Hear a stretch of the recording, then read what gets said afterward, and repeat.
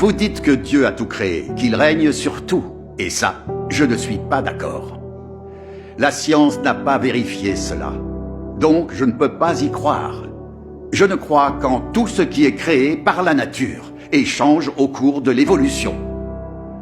Comme dit le proverbe, les paroles ne sont que du vent, voir c'est croire. Ce qu'on ne peut pas voir de ses yeux n'existe tout simplement pas. Considérons les gens qui croient en Dieu. Qui a vu Dieu? À qui Dieu est-il apparu? Expliquez-moi donc cela. Il me semble clair que la croyance en Dieu est fondée sur l'imagination humaine. En fait, c'est comme dans le proverbe.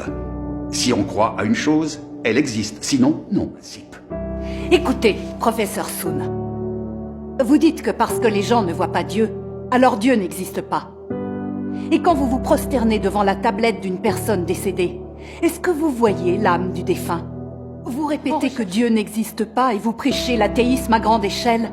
Mais en privé, vous croyez à de faux dieux et adorez des esprits maléfiques. Ces actes ne constituent-ils pas des mensonges et des tromperies vis-à-vis des gens? Vous voyez bien que les paroles et l'œuvre du vrai Dieu sont la vérité et qu'elles apportent à l'homme lumière et salut. Dieu est esprit. Bien qu'on ne puisse voir son corps spirituel, on peut entendre Dieu prononcer des paroles. Et on peut voir l'œuvre de Dieu. C'est un fait qui est absolument irréfutable. Depuis des milliers d'années, Dieu parle, guide les hommes, sauve l'espèce humaine et régit le destin du genre humain. Dieu a également révélé de nombreux actes.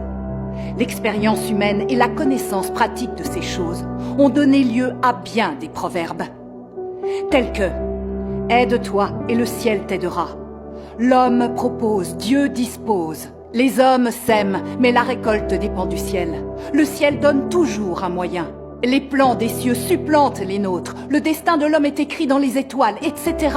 Tout cela prouve bien qu'il existe un souverain qui régit et agence tout le monde humain, qui dirige, bénit et nourrit cette humanité.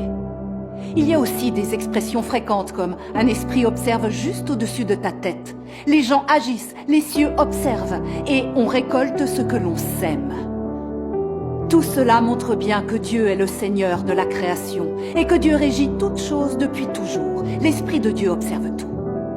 Dieu inflige les châtiments selon les actions des gens et décide du destin des êtres humains.